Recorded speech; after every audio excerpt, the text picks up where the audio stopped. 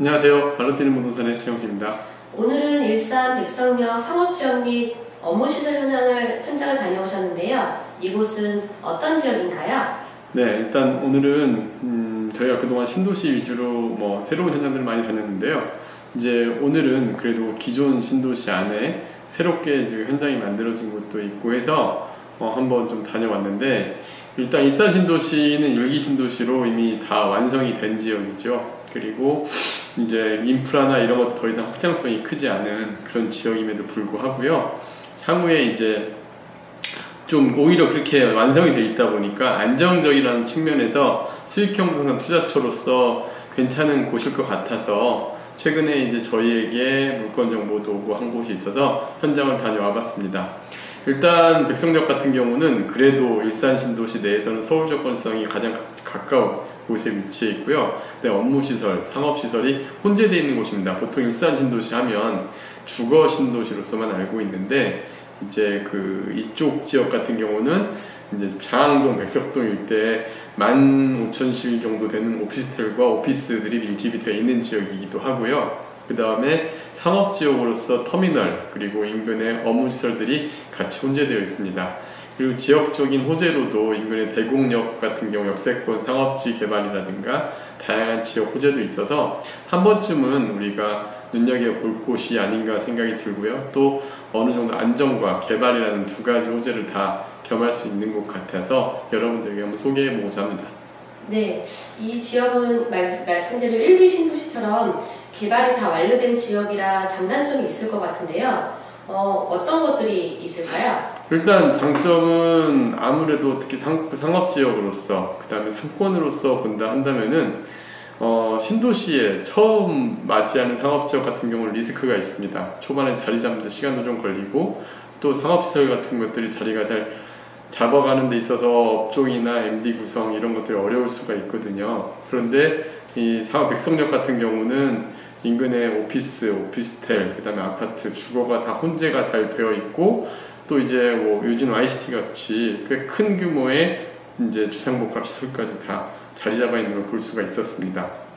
그리고 또 터미널이라든가 복합 시설들이 같이 갖춰 있음으로써 일단 안정적이라는 부분은 되게 큰 장점인 것 같아요. 근데 반면에 단점은 다른 지역처럼 크게 특히 수익형 부동산에 있어서 막 개발이 계속적으로 증가하는 부분은 아무래도 덜하다는 단점이 있겠죠. 하지만 우리가 수익형 부동산에서 가장 큰 리스크는 역시 공실 리스크입니다. 그 공실 리스크를 감안을 했을 때 이 지역의 새로운 신규 현장 한 군데 저희가 보고 왔는데, 역시 거기도 공실 리스크는 커 보이진 않았습니다. 이런 부분들을 감안을 해보면은 장점은 안정적이다, 단점은 약간의 개발 가능성이 좀 낮다, 즉 매매 차익이나 이런 부분들에 있어서는 좀 영향이 있을 수는 있다, 이런 게 이제 장단점으로 보여지고요. 그래도 임대 차익을 노리고 수익형 부동산 투자하시는 분들에게는 역세권에 위치한 물건들 같은 경우는 되게 장점이 많을 것으로 보여집니다. 네, 신규 공급하는 오피스와 상가 현장을 다녀왔는데요. 네. 이곳이 괜찮아 보이는데 이곳 주변 임대료와 시세는 어떠한가요? 네, 일단 이 백성역이나 이 장항동 이제 업무 시설들이 밀집되어 있습니다. 아무래도 여기 신도시다 보니까 상업지, 주거지 구분이 잘 되어 있고요. 또 개발 지역도 딱 업무 지역, 상업 지역, 주거 지역 이렇게 분리가 되어 있다 보니까 되게 좀 쾌적한 느낌도 있습니다. 근데 일단은 여기 시세를 보면은 이제 일기 신도시인 일산 신도시가 벌써 만들어지고 30년이 다 돼갑니다. 그러다 보니까 좀 노후화된 건물과 신축 건물의 임대료 차이는 있는데, 대략 오피스 업무 시설 기준으로 본다 한다면은 한 10평 내외 정도의 물건들이 대략 한 70만 원대, 그러니까 한 평당 한 7만 원 정도 전용 면적 기준으로 7, 8만 원 정도의 형성이 되어 있는 것 같고요. 상업시설 같은 경우는 조금 정말 위치에 따라서 임대료 차이가 편차가 좀 있었습니다. 근데 이제 역세권 쪽에 본다 그러면은 이제 상권이 안정되어 있다 보면 매물이 그렇게 많지는 않았어요. 하지만 1층 상가 기준으로 본다 그러면은 전용 평당 한 20만 원 내외 정도 업무시설 주변 상업지역 같은 경우 그렇게 형성이 되어 있었습니다. 심지어 권리금도 5천에서 1억 원 사이에 형성되어 있고요. 물건에 따라서, 위치에 따라서는 조금 차이는 있겠지만은, 다만 상가주택 지역이 같이 형성이 되어 있다 보니까 뭐 A급 상권의 임대료 시세인 전용평당 30만 원씩 넘어가지는 않더라고요. 그래도 이제 역 주변에 이제 뭐 대로변이라든가 또 유동 동선상에 위치한 상가를 잘 파악해서 갖고 계신다면 괜찮은 수익률을 낼 수 있을 것 같습니다. 또 이제 장점은 여기가 구도심이고 또 어느 정도 이제 완성된 곳이다 보니까 거품이 조금 없는 것 같았어요. 그러니까 매매가가 대비 임대 수익률이 그래도 한 4에서 5% 정도 1층 상가 기준으로 이렇게 형성이 되어 있는 걸 보면서 만약에 임대 사업을 꾸준하게 그리고 오래 갖고 계시고 싶으시다 분들은 안정적인 투자처로서 현재 임대료 기준으로 봤을 때는 괜찮아 보였습니다. 네, 앞으로 백성 역세권 상업지 및 오피스는 어떻게 보시나요? 네, 일단 백선 역세권 상업지 오피스는요.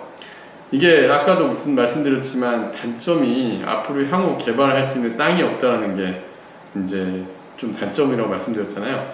근데 반면에 앞으로 공급도 없을 거라는 측면에서는 현 시세에서 이제 공실 가능성이 굉장히 낮다라는 큰 장점이 있습니다.